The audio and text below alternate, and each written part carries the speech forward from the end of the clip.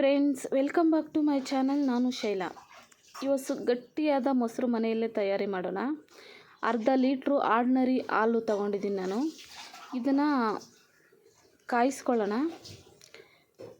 ನೋಡಿ, ಹಾಲು ಈ ಥರ ಉಕ್ಕಿ ಬರುತ್ತೆ. ಉಕ್ಕಿ ಬಂದಾಗ ಸಣ್ಣ ಉರಿ ಇಟ್ಕೊಬೇಕು. ಸಣ್ಣ ಉರಿ ಇಟ್ಕೊಂಡು 2 ರೌಂಡ್ ಕುದಿಸ್ಬೇಕು. ಉಕ್ಕು ಬಂದಾದಮೇಲೆ ತಿರ್ಗಾ 2 ರೌಂದು ಈ ಥರ ಕುದಿಸ್ಬೇಕು. ಕುದಿಸ್ಬಿಟ್ಟು ಅದು ಆರಾದಮೇಲೆ ಒಂದು ಬಾಕ್ಸ್ಗೆ ಹಾಕ್ಕೊಳ್ಳೋಣ. ನೋಡಿ, ಆರಕ್ಕೆ ಬಿಟ್ಟಿದ್ದೀನಿ. ತೀರಾ ಆರಬಾರ್ದು, ಒಂದು ಸ್ವಲ್ಪ ಬೆಚ್ಚಗಿದ್ದಂಗೆ ಹಾಕ್ಕೊಬೇಕು. ಆರಾಗಿದೆ, ಒಂದು ಬಾಕ್ಸ್ಗೆ ಹಾಕ್ಕೊತೀನಿ.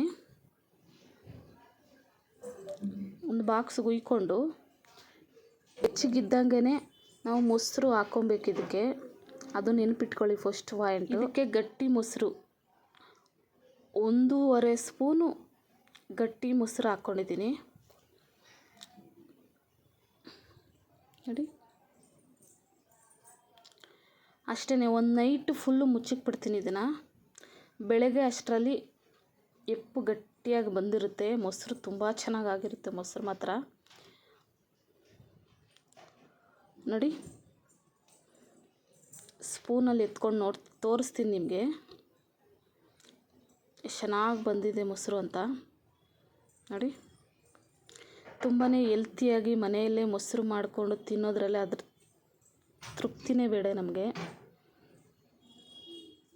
ನೋಡಿದ್ರಲ್ವಾ, ಇದು ಚಿಕ್ಕ ಬಟ್ಲಲ್ಲಿ ಒಂದೊಂದು ಬಟ್ಲು ಮಕ್ಕಳಿಗೆ ತಿನ್ನೋಕ್ಕೆ ಕೊಟ್ಟರೆ ತುಂಬಾ ಹೆಲ್ತಿ.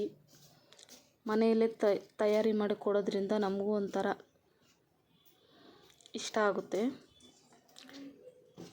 ನೋಡಿ, ನಾನು ಡೈಲಿ ಒಂದೊಂದು ಬಟ್ಲು ಮಕ್ಕಳಿಗೆ ಕೊಡ್ತೀನಿ ಬೆಳಗ್ಗೆ ಹೊತ್ತು ನಾಷ್ಟಕ್ಕೇ. ಇಷ್ಟ ಆಗಿದರೆ ಸಬ್ಸ್ಕ್ರೈಬ್ ಮಾಡಿ, ಶೇರ್ ಮಾಡಿ, ಲೈಕ್ ಮಾಡಿ. Thank you.